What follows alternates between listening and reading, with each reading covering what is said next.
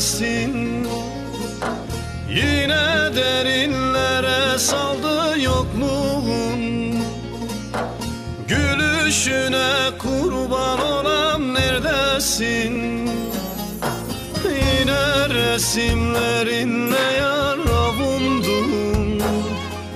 Seni son bir defa göreydim, göreydim de sonra öleydim, göreydim de öleydim.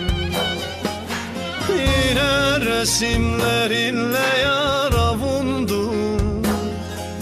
Seni son bir defa göreydim, göreydim de sonra öleydim, göreydim de öleydim.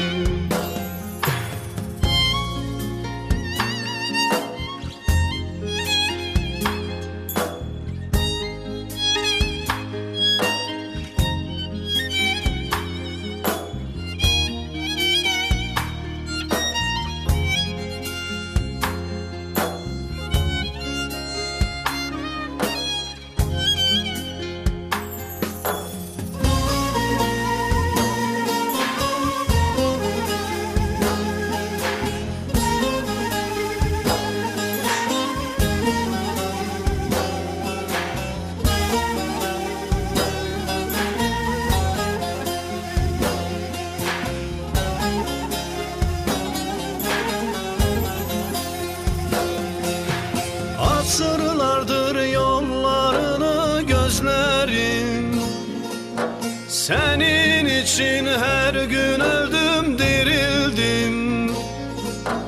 Asırlardır yollarını gözlerim. Senin için her gün öldüm dirildim. De gel artık valla seni özledim. Seni son bir defa göreydim, göreydim de sonra öleydim, göreydim de öleydim. De gel artık valla seni özledim.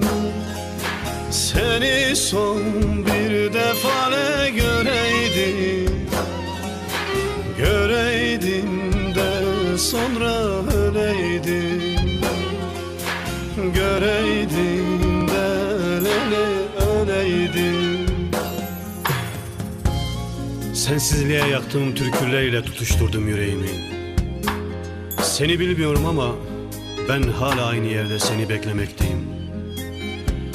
Gözlerimden yaşlar boşalıyor bütün kaldırımlara. Kenara ateşe verilmiş bir mektup misaliyim şimdi. Ve sensiz yağmalanmış bir şehir gibiyim.